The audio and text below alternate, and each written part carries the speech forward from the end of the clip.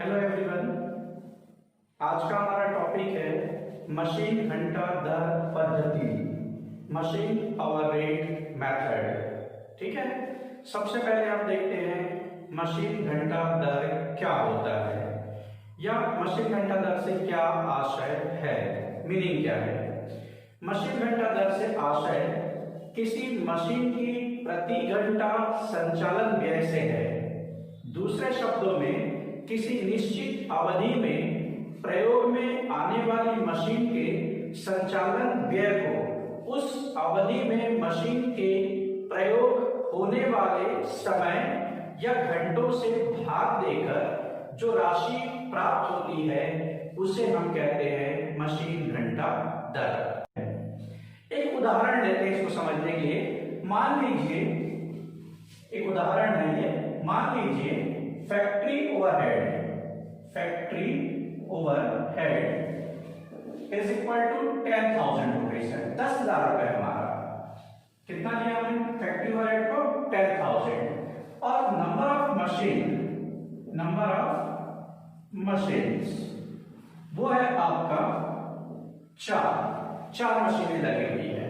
ठीक है, factory overhead कारखाना ऊपरी व्यय 10,000 रुपए है, कारखाने में कुल मशीनों की संख्या 4 है, तो प्रति मशीन कितना व्यय होगा? प्रति मशीन कारखाना ऊपरी व्यय बराबर 10,000 को हम 4 से भाग दे दें तो 2,500 रुपए हमारा एक मशीन का फैक्ट्री ओवरहेड कहलाएगा। क्लियर हो गया यहां तक? अब मान लेते हैं हम कुल जो कार्यशील घंटे हैं, वर्किंग आवर्स, वो है 500 घंटे। 500 घंटे हैं। ठीक है, मशीन कितना काम करती है? एक मशीन 500 घंटा काम करती है। आपके पास 4 मशीन लगी हुई है, हर मशीन 500 घंटा काम करती है, तो एक मशीन पे 500 घंटे काम होते हैं, तो पर आवर रेट जो होगा वो होगा 2500 डिवाइडेड 500 इज इक्वल टू ₹5। 5 रुपए प्रति घंटा हमारा मशीन आवर रेट होगा। ठीक है, एक घंटे की लागत। क्लियर हो गया ये? चलिए अब देखते हैं कारखाना ऊपरी व्यय के मशीनों पर अविभाजन के आधार आपको जो व्यय देंगे फैक्ट्री ओवरहेड्स जो होगा उसको किस तरह से बांटना है विभिन्न मशीनों में, या विभिन्न मशीनों में कितनी कितनी राशि आएगी वो कैसे हम डिसाइड करेंगे। तो पहला पॉइंट इसमें आप लिखिए, किराया कर एवं दर, rent rates rent tax and rates. किराया कर एवं दर, किराया की राशि, कर की राशि या दर की राशि जो रहता है वह कारखाना भवन से संबंधित होता है और इनको मशीनों पर अविभाजित करना होता है।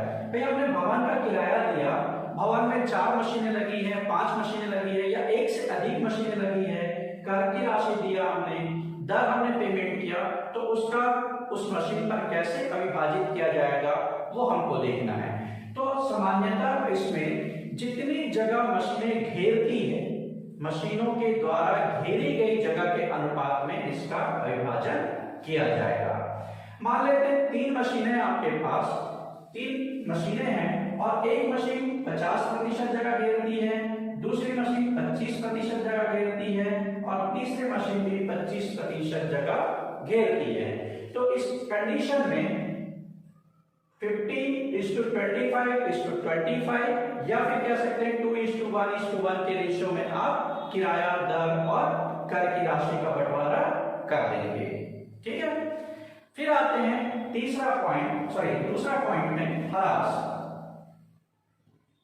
डेप्रिसिएशन। यदि मशीन का ह्रास है, मशीन पर चार्ज किया गया डेप्रिसिएशन है, तब तो मशीन पर लगा दिया जाएगा कि ये एक्स मशीन का है या ये वाई मशीन का है। लेकिन मशीनों के हरास के अलावा भवन का हरास भी हो सकता है, फर्नीचर का हरास भी हो सकता है। तो ऐसे कंडीशन में यदि वो क्लियर नहीं है तो मशीनों के द्वारा जितनी जगह घेरी जाती है उसके अनुपात में उसको बांटा जाएगा। कहने का तात्पर्य है कि मशीन पर हरास यदि पता है तो मशीन पर चार्ज कर दिया जाएगा किस मशीन का हरास कितना है। यदि वो फर्नीचर और भवन का हरास है तो फिर मशीनों के द्वारा जितनी जगह घेरी जाती है उस अनुपात में उसका बंटवारा किया जाएगा।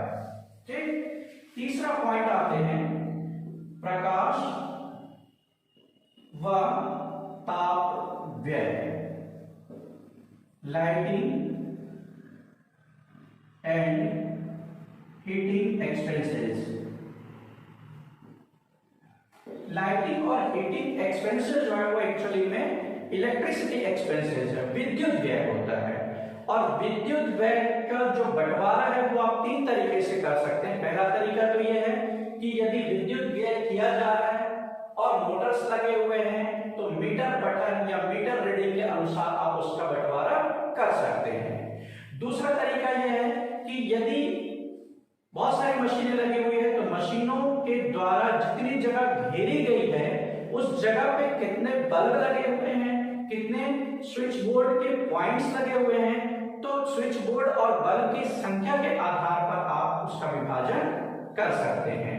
और तीसरा तरीका होता है आपके पास कि मशीन द्वारा घेरी गई जगह में कितने वाट्स का उपयोग आप कर रहे हैं उस मशीन पे, तो हर मशीन के वाट्स के अनुपात में भी आप प्रकाश और ताप व्यय का बंटवारा कर सकते हैं।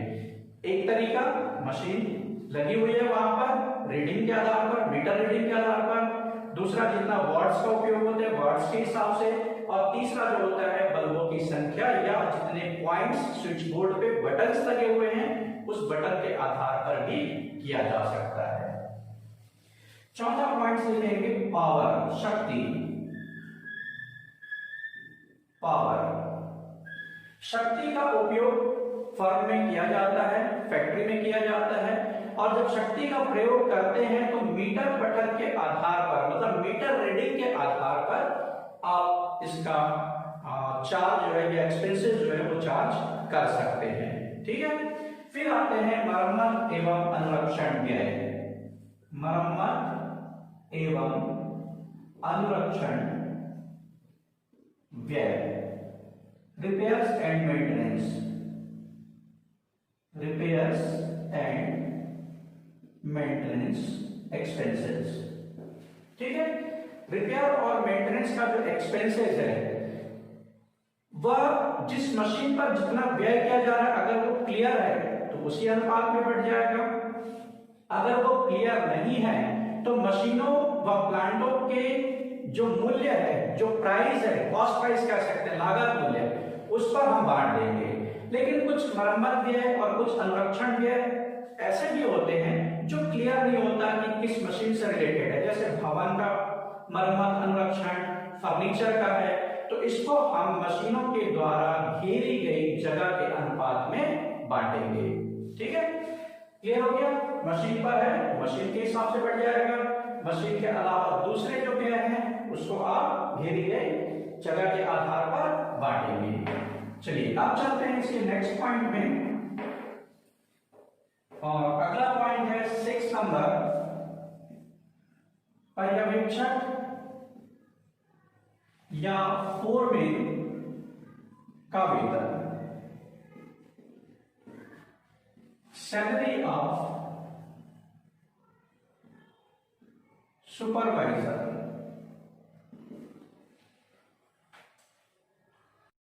पर्यवेक्षक या फोरमैन का वेतन जो है वह जितना समय मशीनों पर देते हैं उतने समय के आधार पर उसको बांट दिया जाता है। मान लीजिए 3 मशीनें लगी हुई है और वो अपने टाइम का 50% पहले मशीन पे देता है, 20% दूसरे मशीन पे देता है और 30% तीसरे मशीन पे देता है, तो उसी आधार पर बांटे जाएंगे। यानी कि जितना समय मशीनों पर दिया जा रहा है उस आधार पर पर्यवेक्षक फोरमैन का वेतन का डिस्ट्रीब्यूशन किया जाएगा। नेक्स्ट पॉइंट आते हैं श्रमिक कल्याण व्यय, लेबर वेलफेयर एक्सपेंसेस। विभिन्न मशीनों पर कार्य करने वाले श्रमिकों की संख्या के अनुपात में इसको बांट दिया जाएगा। जितने श्रमिक होंगे उनकी संख्या हर मशीन में तय होगा कि एक मशीन में 5 व्यक्ति करेंगे, दूसरे में 4 श्रमिक काम करेंगे, तीसरे में 3 श्रमिक काम करेंगे। तो जितने नंबर ऑफ लेबर होंगे उसी रेशियो में इसका विभाजन किया जाएगा। 8वां पॉइंट आते हैं बीमा व्यय, इंश्योरेंस एक्सपेंसेस। बीमे की राशि का अविभाजन कैसे करेंगे? तो बीमे की राशि जो रहती है मशीनों के मूल्यों के अनुपात में होगा। बीमे की अवधि को ध्यान में रखते हुए इसे बांट दिया जाता है। ध्यान रखेंगे इसको कैसे करना है आपको, तो मशीन के मूल्यों के अनुपात में बांटेंगे लेकिन समय का ध्यान रखते हुए। फिर आते हैं 9 पॉइंट पे चिकनाई, तेल, रुई के गुदर या प्रयुक्त stores,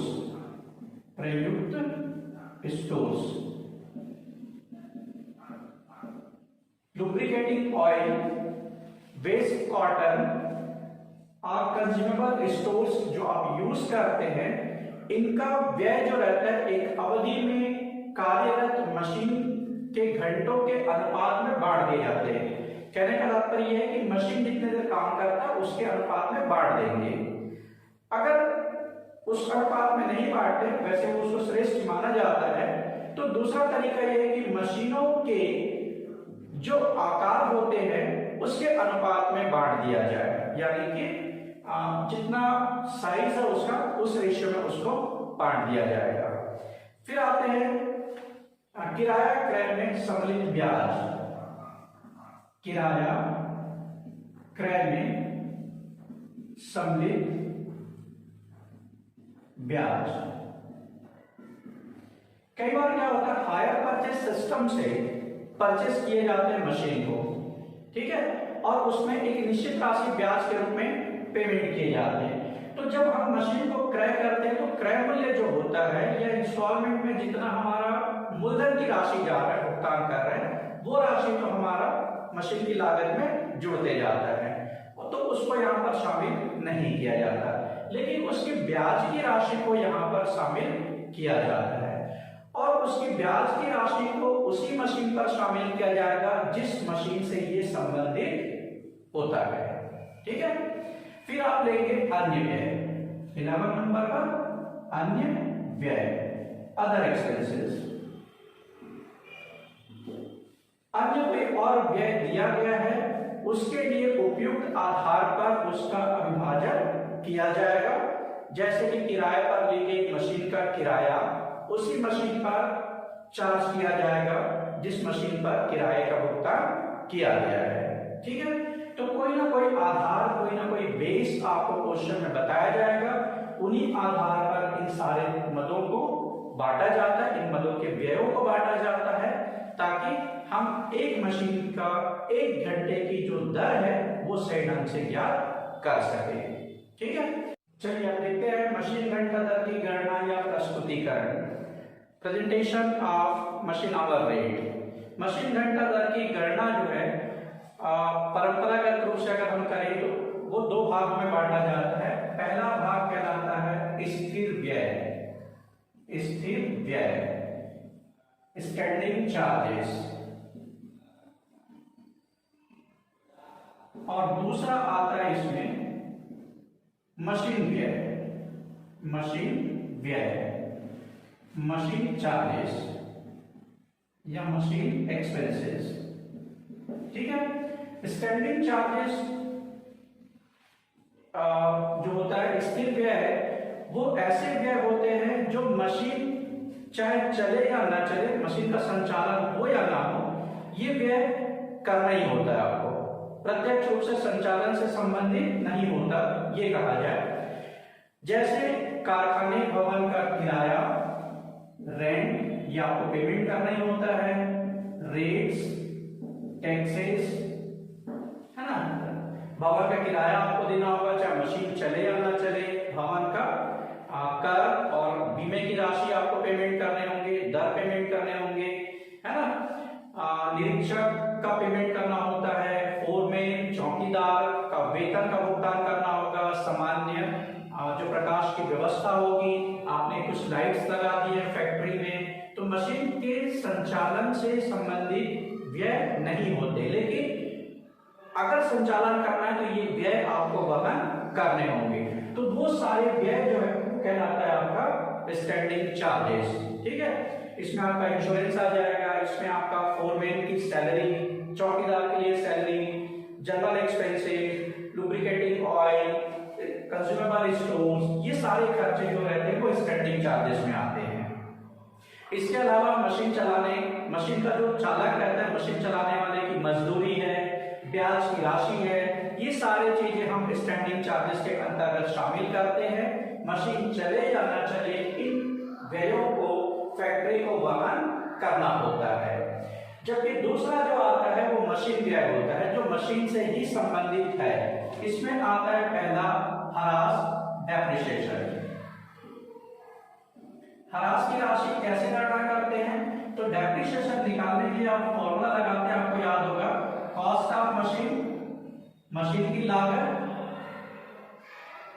minus scrap value, scrap value divided आ जाएगा लागत, कितने में खरीदा आपने, कि कुछ सालों के बाद जब हम यूज कर देंगे, यूज करने के बाद जब उसको रद्दी के भाव में बेचेंगे तो कितने बिकेगा वो माइनस कर देंगे और उसको हम डिवाइड करेंगे टोटल वर्किंग लाइफ से। कितनी लाइफ है उसकी, कितने घंटे की लाइफ है, वो आप डिवाइड करेंगे।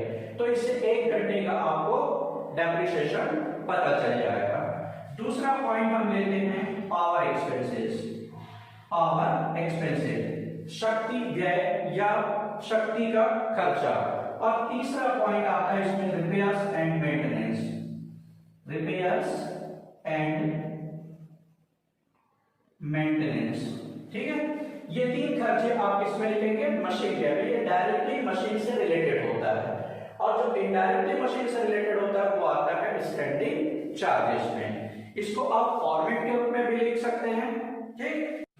चलिए आप देखते हैं competition of machine hour rate, और यहाँ पर मैंने फॉर्मेट बना दिया। आप देखेंगे पर्टिकुलर अमाउंट, ये आपका टोटल अमाउंट रहेगा मंथ के हिसाब से या फिर जिस तरह से क्वेश्चन में दिया उसके हिसाब से, और पर आवर लेकर के आप 1 घंटे का यहाँ कैलकुलेशन करके लिखेंगे।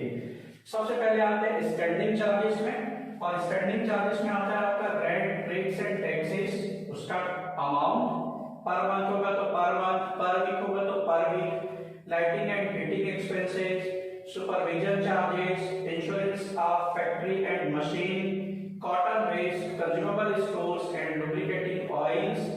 फिर उसके बाद आता है labour welfare expenses and other expenses, यदि कुछ रह जाता है तो वो भी आ जाएगा। ये पूरा अमाउंट का टोटल लगाएंगे आप, टोटल को डिवाइड करेंगे जितना आपको वर्किंग आवर्स बता रहा है उससे, तो 1 घंटे का मिल जाएगा। 1 घंटे का जो अमाउंट आएगा आप पर आवर रेट पे लिख देंगे। फिर इसके बाद आते हैं मशीन चार्जेस में। मशीन चार्जेस में सिर्फ 4 आइटम आता है, ध्यान रखेंगे। डेप्रिसिएशन पहला पॉइंट, मैंने कैलकुलेशन का तरीका बताया इससे पहले आपको। रिपेयर्स एंड मेंटेनेंस दूसरा पॉइंट, पावर एक्सपेंसेस तीसरा पॉइंट, स्टीम एंड वाटर, कोई चार्जेस स्टीम एंड वाटर के लिए यूज हो रहा है तो वो भी 1-1 घंटे का निकाल के आप लिखेंगे। टोटल जो आएगा वो कहलाएगा मशीन आवर रेट, ठीक है। तो ये आपका मशीन आवर रेट का किस तरह से हमको अविभाजित करना है, बांटना है खर्चों को, किस तरह से फॉर्मेट रहेगा, ये मैंने इस फर्स्ट पार्ट में बताया आपको, और सेकंड पार्ट में हम इससे रिलेटेड क्वेश्चंस देखेंगे। आज के लिए इतना काफी है, ठीक है। Thank you.